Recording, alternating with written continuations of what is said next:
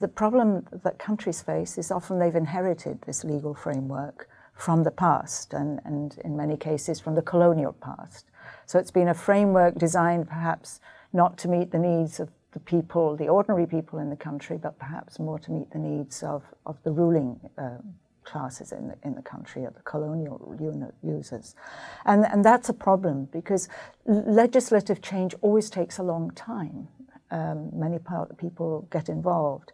And yet without an up-to-date legislative system, it's very difficult to ensure that the system is working effectively and that it's covering all of the people.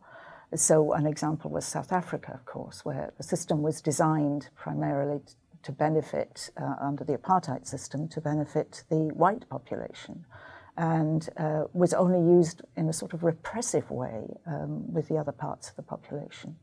So that did require very important legal changes to ensure that this was a system that was equal for all of the residents and the citizens of South Africa. So that's one challenge. And another challenge is, as we've already discussed, is ensuring people will go and register their vital events. And I think one of the problems that we face is that we put too much reliance on the individuals going to register. We assume that that mother who's just had a baby will go along and register at the birth of her child. Or someone who's just had a death in the family will go and register that death. But that's an enormous burden on many families. They have transport costs, there are distances involved, they have other children to look after. And I think we need to be a little bit more imaginative about how to reduce the burden on individuals. Of course, individuals benefit, but you also have to make it easy for them, and also be welcoming.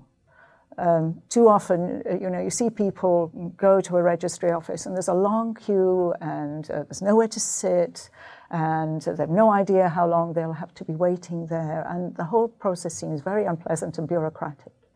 But in fact, again, if this is seen as a service to the people, it should be something that is better organized than that. So that's one of the major challenges that countries need to overcome. And then there are others. There are shortages of resources in governments around the world, especially when in times of economic pressure. But I don't think the answer to that is necessarily external resources.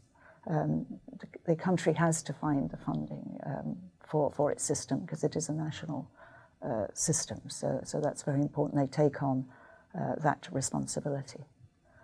And I think today the other challenge that we have is IT, because everybody thinks IT is the answer, but IT can also be a problem if it's not managed properly. And you can't introduce IT into an inefficient system and expect it to perform more efficiently. It won't. It'll just become more inefficient.